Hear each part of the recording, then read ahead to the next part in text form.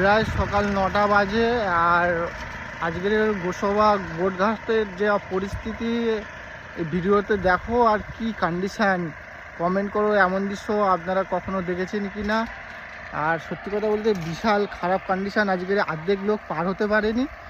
আর কিভাবে যে অফিস এসেছি শুধু আমিই জানি। আর কি বলবো, যে কন্ডিশান বাপরে বাপ, আজকের সত্যি করে অবাক হয়ে যাবে যা দেখলাম বোটঘাটের কন্ডিশান। অবশেষে বোটঘাটে এসে দাঁড়ালাম, বেলা প্রায় 9টা বাজে। আর এসে দেখছি বাপরে বাপ যা ভিড় বোটঘাটে, লোকে লোকারণ্য। আর যত দূরে দেখবে শুধু কুয়াশায় কুয়াশা। প্রায় ফেব্রুয়ারি মাসে শেষ হতে চায়। আর সুন্দরবন গোসবাতে সত্যি কথা এরকম দৃশ্য ভাবা যায় না যে ফেব্রুয়ারি মাসের শেষের দিকে দেখা যায়।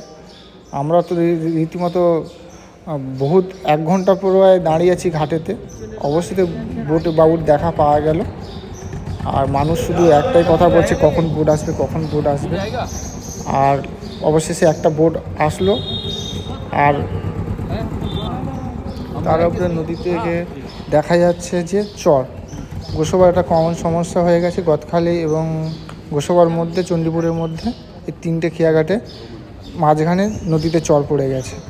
যাই হোক, বোট এসছে, বোটে রীতিমতো উঠে পড়লাম। আর অর্ধেক লোক ধরেছে, অর্ধেক লোক ধরেনি।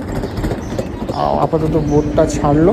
আর আপনারা দেখতে পাচ্ছেন যে কত ভিড় হয়েছে আজকের ক্যামেরার মাধ্যমে। যাই হোক, আজকের এই গোসবা খেয়াঘাটে এরকমই পরিস্থিতি ছিল। যা খুব কষ্ট করে খেয়াটা ধরলাম। সবাই ভালো থাকবেন আশা করি।